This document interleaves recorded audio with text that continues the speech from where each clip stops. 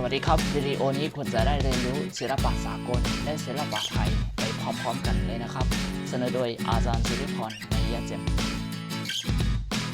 ศิลปินสากลและผลงานบุคคลที่ 1 กามิปิซาโรเป็นจิตรกรสมัยอิมเพรสชันนิสต์ในศตวรรษที่ 19 มีความชำนาญในการเขียนภาพสีน้ำมันผลงานที่ยกมา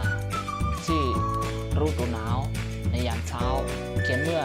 1898 ความหมายสื่อถึงสังคมเมืองในแบบฝรั่งเศสและความเจริญรุ่งเรืองของเมืองหลวงในสมัยนั้นผลงานที่ 2 การเก็บเกี่ยวเขียนเมื่อ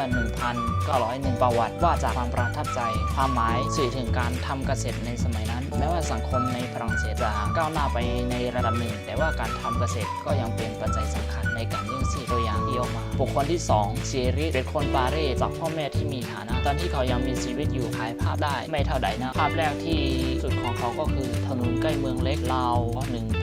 1864 แต่เมื่อ 1870 ธุรกิจของพ่อล้มละลายชิลีจึงต้องหากินสภาพเขียนของตนเองหลังจากนั้นชิลีก็มีชีวิตอย่างยากจนตลอดชีวิตภาพเขียนมีราคาสูงอย่างที่เขาเสียชีวิตไปแล้วผลงานที่ออกมาชื่อสะพานแห่งมอเลเขียนเมื่อ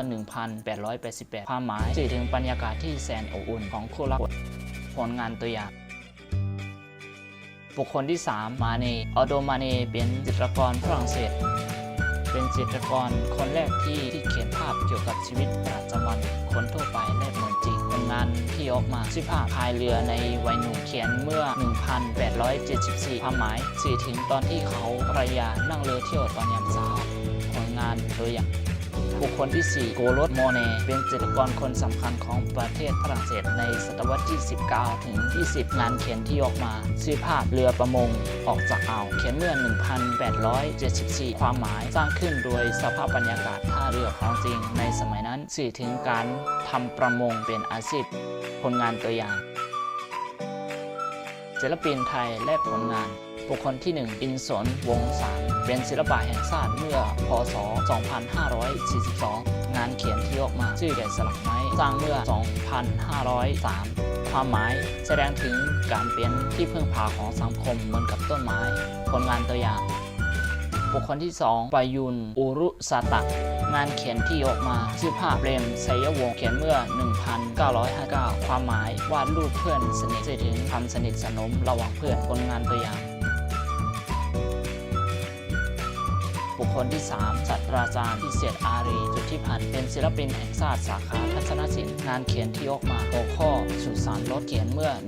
1959 ความหมายวาดเพื่อแสดงถึงโรงเก็บรถเก่าแต่บางคนมองว่าเป็นสนามรถผลงานตัวอย่างบุคคลที่ 4 นายไพบุญเมืองสมบูรณ์เป็นศิลปินแห่งชาติสาขาทัศนศิลป์ผลงานที่ยกมาชื่อผลงานดาวร้ายปีที่สร้างพ.ศ. 2531 ความเป็นมาสอดคล้องกับชื่อภาพคือสร้างตอนที่ชีวิตของท่านยังลำบากอยู่ผลงานตัวอย่างบุคคลที่ 5 นายซิดเจริญปัสสาเป็นศิลปินแห่งชาติได้รับการยกย่องว่าผู้มีความยึดมั่นในการสร้างศิลปะมาเป็นอันเวียถึง 50 ปีผลงานที่ออกมาชื่องานลัมมนาสร้างเมื่อ 2494 ความหมายเป็นการลอกเลียนแบบดนตรีประเพณีพื้นบ้านและเพื่อสื่อถึงความสวยงามของประเพณีในสมัยนั้นผลงานตัวอย่างที่ออกมาจัดทำโดยสมณเณรสุชยะวงศ์สมณเณรของสมณเณรพงศกรสุเงินหากผิดพลาดประการใดก็ขออภัยไว้หน้าที่นี้ด้วยขอบคุณที่รับชม